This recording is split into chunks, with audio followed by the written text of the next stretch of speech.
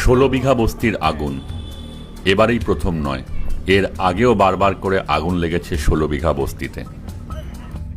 20 November 2012 এবং 16ই March 2013-তে আগুন লেগে 16 বিঘা বস্তির মানুষ সর্বশান্ত হয়ে যান।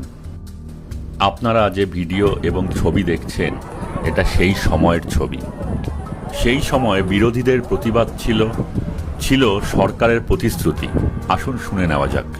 আজকে মহেশতলায় একটা আবার অগ্নিকাণ্ড হয়েছিল ছোট, জাভেদ খানকে অলরেডি বলেছে ওখানে বাড়ি তৈরি করে দেওয়া হবে গরিব মানুষদের জন্য যারা ওখানে আছে, সুতরাং তাদের বাড়িটা আস্তে আস্তে করে দেবে, সুতরাং তাদের কোনো প্রবলেম হবে না। গভর্নমেন্ট তাদের রিলিফ এবং পুনর্বাসন পুরোটাই করে দেবে।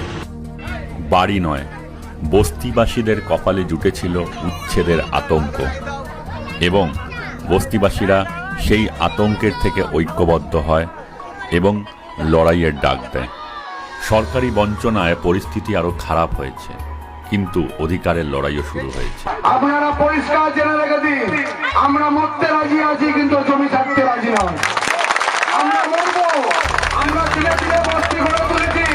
কেউ আমাদের এক গাড়ি রাবিশ, এক মুঠো মাটি কেউ দিয়ে সাহায্য করেনি।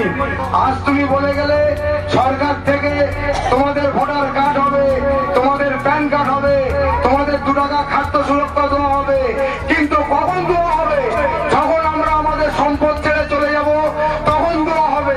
দাদা, যদি এত উপকার মনে হয় গরিবের পিছনে, তো এখন কেন দেওয়া হচ্ছে না? এখন কেন দেওয়া হচ্ছে না?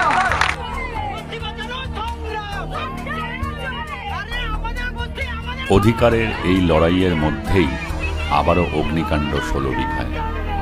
প্রায় 200 ঝুপড়ি পুড়ে গেছে, তারা সর্বশান্ত, কিন্তু লড়াই চলবে।